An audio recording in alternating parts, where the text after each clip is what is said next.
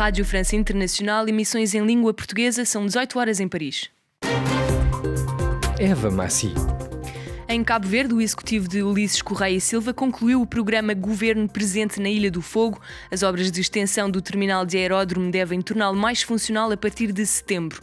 O presidente francês Emmanuel Macron reagiu à recente crise de motins que aconteceram em França e reiterou a necessidade de se instaurar a ordem. Neste jornal poderá também ouvir o padre angolano Armando Pinho Alberto sobre as Jornadas Mundiais da Juventude, uma oportunidade de fé, segundo ele, para a juventude angolana, numa altura em que muitas igrejas evangélicas tentam capturar fiéis. No controle técnico desta emissão está Donatien Cahu. O jornal começa agora. Em Cabo Verde, o executivo de Ulisses Correia e Silva concluiu o programa Governo Presente na Ilha do Fogo com a certeza de que a iluminação da pista do aeródromo de São Filipe é uma prioridade. Mais pormenores com Odair Santos, o nosso correspondente.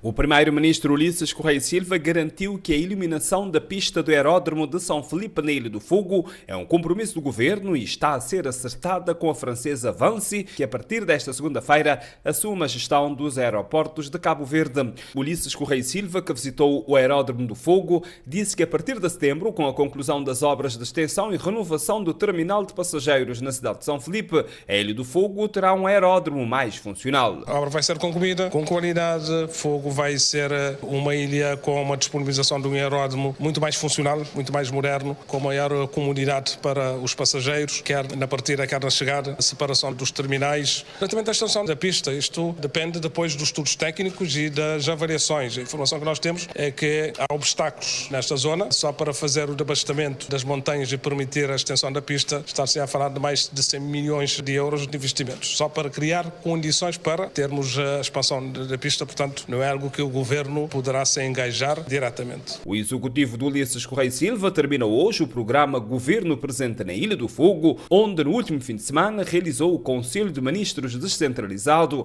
inaugurou obras de reabilitação do centro histórico da cidade de São Filipe, visitou obras de construção de estradas e habitações sociais em toda a ilha, bem como outros projetos do governo no Fogo. De Cabo Verde para a RFI, Odair Santos. Em São Tomé e Príncipe começou uma greve por tempo indeterminado dos magistrados judiciais de primeira instância, reivindicam o pagamento de subsídios e salários por acumulação de funções devido à falta de juízes de primeira instância.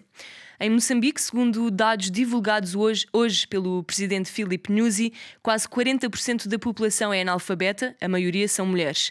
Filipe Nyusi falou em abertura da Conferência Nacional de Educação, que decorre em Maputo, e segundo o chefe de Estado, Nhassa, Cabo Delgado e Nampula, no norte do país, e as províncias de Tete e Zambésia, no centro de Moçambique, são as que apresentam os maiores índices de analfabetismo. Em França, o presidente Emmanuel Macron começou hoje um périplo à zona do Pacífico com uma visita à Nova Caledónia. O chefe de Estado foi entrevistado por 2 canais de televisão, reagindo à recente crise de motins em França. Ele reiterou a necessidade de se instaurar a ordem. Ouçamos um excerto da sua alocução numa tradução de Miguel Martins. A lição que j'en tire, c'est l'ordre, l'ordre, l'ordre. A lição que tiro do ocorrido é a ordem, a ordem, a ordem. Em segundo lugar, é que a família precisa do regresso à autoridade a todos os níveis e, antes de mais, nas famílias.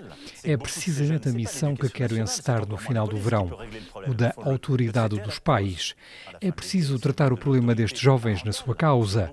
Não é a escola, e ainda menos a polícia que poderá resolver o problema. Por isso temos que responsabilizar certas famílias.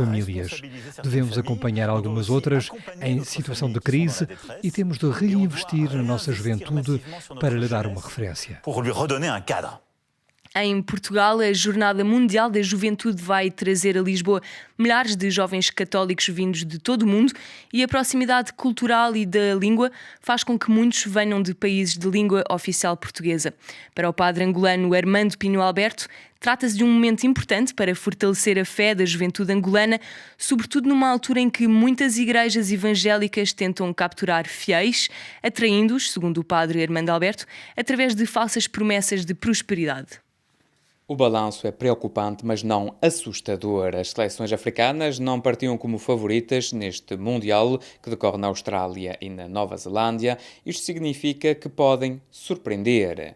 Isso já aconteceu. A Nigéria, inserida no grupo B, empatou sem golos frente ao Canadá, atual campeão olímpico. Um ponto interessante que pode permitir às nigerianas sonhar com os oitavos. A África do Sul, no grupo G, também fez uma boa exibição. Aliás, esteve a vencer por 1-0 frente à Suécia, sempre candidata ao título, mas as sul-africanas acabaram por ceder e perder por 2-1. A vitória é primordial na próxima jornada. A situação é mais complicada para Marrocos e Zâmbia, as duas seleções estreantes do lado do continente africano. A Zâmbia, que perdia apenas por 1-0 no intervalo frente ao Japão, acabou por não seguir o ritmo nipónico. As japonesas venceram por 5-0 com uma reta final infernal. Igualmente feroz estava a Alemanha. No intervalo, as germânicas venciam por 2-0, mas na segunda parte aceleraram e concretizaram mais 4 ocasiões. A seleção europeia goleou a seleção marroquina por 6-0. Marco Martins, Auckland, RFI. E pedimos desculpa pela troca de elementos. Acabámos de passar uma análise do nosso enviado especial à Nova Zelândia, Marco Martins, sobre o Campeonato Mundial de Futebol Feminino. E agora sim, em Portugal, a Jornada Mundial da Juventude, como dizíamos, que vai acontecer em Lisboa durante o mês de agosto. E o padre angolano Armando Pinho Alberto, que diz que se trata de um momento importante para fortalecer a fé da juventude angolana. Uma entrevista de Catarina Falcão.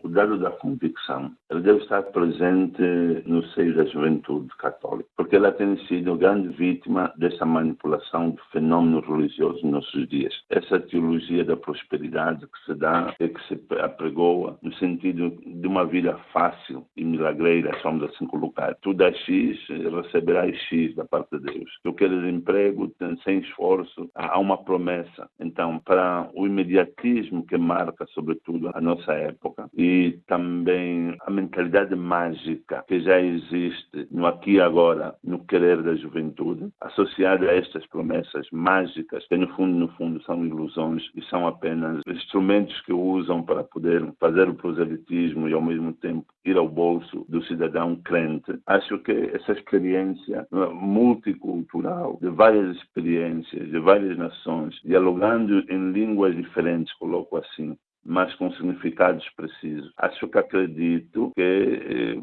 pode moldar muito mais a juventude a ter uma fé firme, uma fé permanente, uma fé consciente, sobretudo, em quem acredito e por que acredito. E poderá ouvir esta entrevista realizada por Catarina Falcão ao padre angolano Armando Pinho Alberto na íntegra depois do jornal. Decorre hoje em Itália uma cimeira da ONU sobre a segurança alimentar, numa altura em que a malnutrição tem vindo a aumentar no mundo. A ONU admite que os esforços mundiais para eliminar a fome no mundo têm fracassado e a situação está mais complicada ainda desde que a Rússia decidiu suspender o acordo que autorizava a exportação de cereais ucranianos, apesar da guerra na Ucrânia. O Parlamento israelita aprovou hoje uma parte essencial da reforma judicial proposta pelo governo do primeiro-ministro Benjamin Netanyahu e apesar dos protestos históricos no país que ocorrem há 7 meses. A sessão de votação foi turbulenta, os deputados da oposição gritaram vergonha antes de abandonarem a sala. Com esta medida, o Tribunal Supremo deixa de ter a capacidade de interferir em decisões governamentais. E é de relembrar que Benjamin Netanyahu é acusado de corrupção em vários casos e os seus opositores acusam-no de querer utilizar esta reforma para atenuar uma eventual sentença pronunciada contra ele. A poucos dias da cimeira Rússia-África, o Kremlin reiterou a disponibilidade para fornecer gratuitamente cereais aos países africanos. Isto acontece depois da Rússia ter suspendido o acordo para a exportação de cereais ucranianos, como dizíamos. O Kremlin, que não viu o seu pedido de levantamento de sanções concretizado, reiterou-se e anulou o acordo. Já sabe que Vladimir Putin planeia discutir a questão com os seus colegas africanos na próxima cimeira Rússia-África em São Petersburgo no final do mês. E em desporto foi o dinamarquês Jonas Vingegaard quem venceu a Volta à França. É a segunda vez consecutiva que o atleta vence esta prova de ciclismo de 115 km. É o fim deste segundo jornal. Fique connosco já a seguir para os magazines do dia. Até já.